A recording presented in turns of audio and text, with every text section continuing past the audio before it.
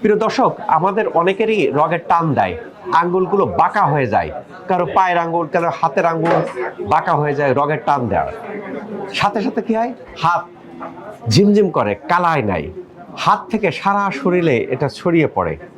এই যে তো জটিল অবস্থা থেকে নিষ্কৃতির উপায় কোথায়? বিশেষ করে রগের টান দেওয়া আমরা প্রায় অনেকের কাছে শুনে থাকি, স্যার আমার কারো রাতে রগের টান দেয়, কারো এমনিতেই রগের টান দেয়। এই যে তো জটিল অবস্থা থেকে আমি কোথায় মুক্তি পাবো? আপনার কি অসুবিধা ছিল? রগে টান দিত কোথায়? পায়ের রগে টান দিত, এভাবে টান দিলে কি হইতো? কালি হয়ে যেত, আঙুল কি কিরকম হতো? বাঁকা হয়ে যাইতো, আঙ্গুল এরকম বেঁকা হয়ে যেত, এরকম বাঁকা হয়ে যাইতো।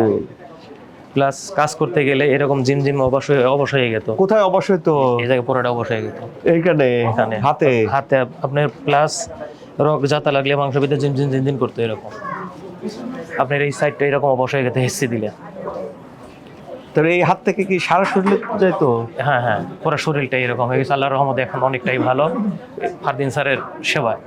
এখানে কয়দিন ট্রিটমেন্ট নিলেন? 15 দিন। কি ভর্তি না আউটডোর? ভর্তি।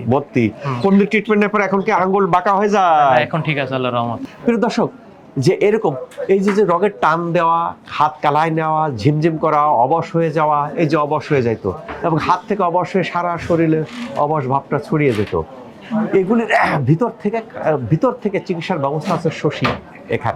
এখানে অনেক রকম ট্রিটমেন্ট পদ্ধতিকে অ্যাপ্লাই করা হয়, lifestyle, acupuncture, physio, advance physio, যার ফলে এরকম দুর্দান্ত রেজাল্টগুলো, যেখানে নার্ভগুলো অপরশ হয়ে যাচ্ছে, নার্ভগুলো সঠিকভাবে কাজ করতে পারতেছে না, তাকে স্টিমুলেশন দিয়ে আবার আগের অবস্থানে ফিরিয়ে আনার চেষ্টা করা হচ্ছে।